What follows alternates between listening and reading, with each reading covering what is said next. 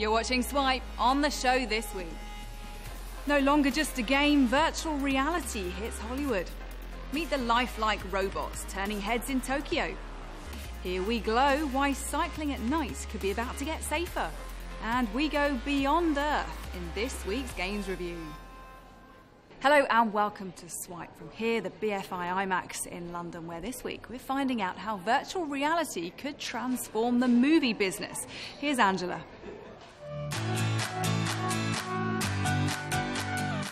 The initial focus of Oculus Rift may have been on virtual reality gaming, but it seems they're now making room for it in Hollywood.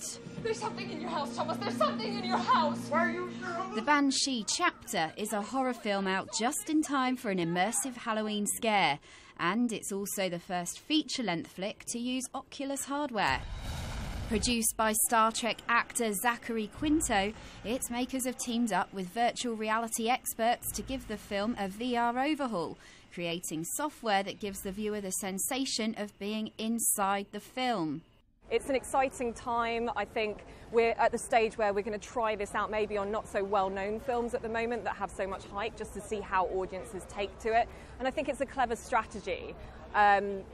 Whether or not it's seen as maybe a gimmick to start off with is probably a surface reaction, but I'm pretty sure that studios, directors, those who want to embrace new technology have more of a long-term strategy being played out. Unlike the regular Oculus Rift experience, the VR version of the Banshee Chapter is limited to a 120-degree field of view, rather than a full 360-degree shot. This means you'll be able to look around a scene, but you won't be able to see behind the camera. And studios have also been experimenting with offering shorter virtual experiences to help market new releases. The Oculus Rift headgear was recently made available to people in cinemas to help promote Christopher Nolan's new sci-fi epic, Interstellar. But what with the added hardware costs needed for a headset per person viewing, can we expect virtual reality films to become more mainstream in the near future? I think Oculus Rift headsets in cinemas isn't something we're going to see soon, in the way that 3D glasses are given out as you go in. I can't see that happening for quite some years. I mean, the Oculus Rift kit itself is still a developmental bit of kit, so it's not actually commercially available. Maybe cinemas will adopt it. Maybe that's a way of transmitting new types of film.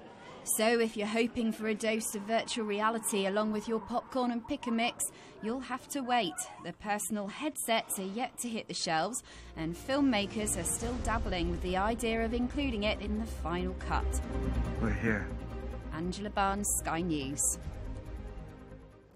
Well, Oculus Rift isn't just being used to transform the way movies are being made, it's also being used to help market them too.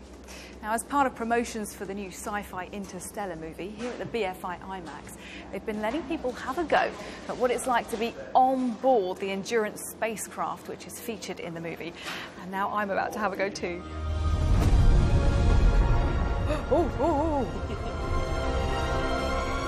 We must reach far beyond our own lifespans. Oh, the roof's closing in on me.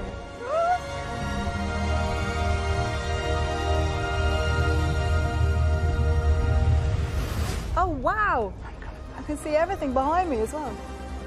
This is brilliant. Oh, wow. Woo! I'm going through a tunnely thing. To our galaxy. Here we go. Wow, look, I can see up through the windows on board the Endurance spacecraft. Prepare for zero... Oh, prepare for zero gravity. Get out there and save the world. Okay, so now I feel like I'm flying. Oh, Interstellar. Oh, wow, wow. I'm going right up to a planet now. Woo! Actually, we want to get there in one piece. Hang on. Well, we got this far, farther than any human in history. Oh, not far enough. Well, that's it. We're done.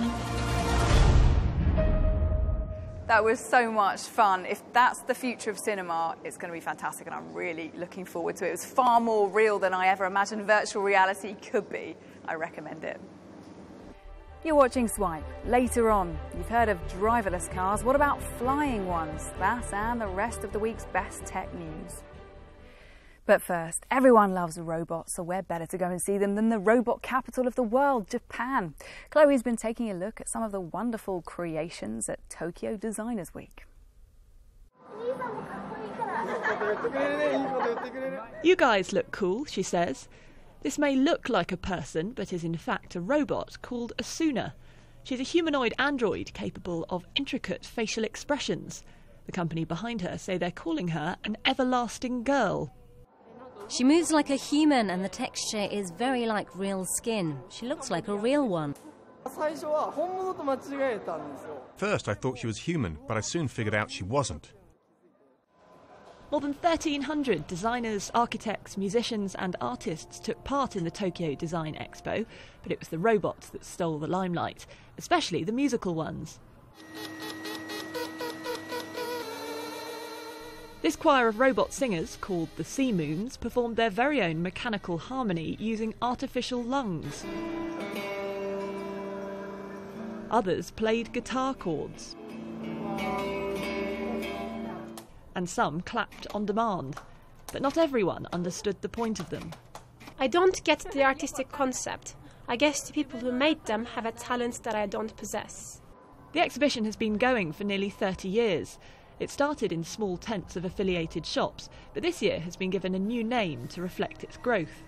From architecture to entertainment, a great number of artists are participating in this event, so we had to call it a Genius Expo rather than a Design, Art or Music Expo in order to embrace their diversity. The 10-day event, which ends next Monday, has also been held in overseas exhibitions in Milan and London. Organisers are hoping to expand it to New York next year. Chloe Culpan, Sky News. You're watching Swipe. Up next, we're chasing criminals. Well, Cameron Robinson is, in our games review. But first, here's a roundup of anything you might have missed over the past few days. Last week on Swipe, we told you about the hoverboard. Well, now we have a flying car. The Aeromobile 3 has a high-tech cockpit and wings that fold up behind the cabin. The car's creators have been working on the idea for more than 25 years, but this is the most advanced prototype. You can't buy one yet, though. It's still being tested. UK roads could soon be covered in glow-in-the-dark cycle lanes if tests on Dutch roads are successful. Route 66 of the future uses special green paint that charges in daylight. The first test is in December. The artist behind the project thinks it'll make roads safer and says authorities in Birmingham and London are interested. Nintendo has made a surprise return to profit following 4 years of losses. The struggling Japanese games firm made an operating profit of £1.2 million between July and September. This time last year, they lost 18 billion yen. The company says it's down to a weaker yen and strong demand for new games. The Met Office is getting an upgrade in the shape of a 140-ton supercomputer. The £97 million machine will perform more than 16,000 trillion calculations per second. It should make forecasts more accurate, even predicting the weather for areas as small as 300 metres. The Cray XC40 weighs the same as 11 double-decker buses. And now it's time for our games review. And the range of new releases right now is huge, which is why we got Cameron Robinson to pick a few of his favourites. The biggest game to come out in the last few weeks has to be Civilization Beyond Earth. And if you've played a Civilization game before, you'll be right at home with this one, because it's the same formula, and it's got that same wonderful, just one more turn kind of aesthetic to it. You just want to keep playing. But what's new in Civilization Beyond Earth, as the name suggests, is that you are no longer on Earth. You're taken to the stars. As we raced skyward, we carried aloft the hopes and dreams of those left behind. There's a backstory about how the world's all gone horribly wrong and everyone's had to leave. So when you colonize this new planet, you're not just facing off against other colonists from Earth, but there's the alien life to deal with. And they're far more challenging than the barbarians of past Civilization games. But yeah, there's a lot of new stuff in there, but at the same time, if you're a fan of the series, when you sit down with Civilization Beyond Earth, you'll know exactly what you're doing. So The Legend of Korra is a really fantastic animated series on Nickelodeon, and a game has come out now to tie in with the animation. And unfortunately, it's not particularly great. Now, I really wanted to enjoy this game because I love the animated series. It's really charming and witty, and the storylines are fantastic. but none of that transitions to this game. It's kind of like what we used to get when we used to get these movie and series tie-in games that were kind of like an afterthought and feel a bit thrown together, and it very much is like that. There's some fun to be had in the combat, but it's pretty bland, pretty disappointing, and it's a difficult one to really recommend unless you are just an insanely huge fan of the game and just want to play it regardless. Lords of the Fallen is a brand new third-person action, combat-heavy kind of fantasy game. It's very similar to the Dark Souls series, which some people might have heard of before, but it's on like the new generation of consoles, and it looks gorgeous. They've obviously looked at Dark Souls and tried to copy this idea, and it's all about being really difficult combat, except this game is actually quite a lot easier. So if you've been put off by the difficulty of these kind of games in the past, this could be one for you. Now, you play as a super grumpy hero who almost looks like he can't be bothered to be on the adventure, which is quite amusing. But the adventure itself is actually a lot of fun from the player's point of view. It's all about combat, it's all about collecting loot, and it's a great game to check out if you're into this kind of third-person, combat-heavy fantasy epic.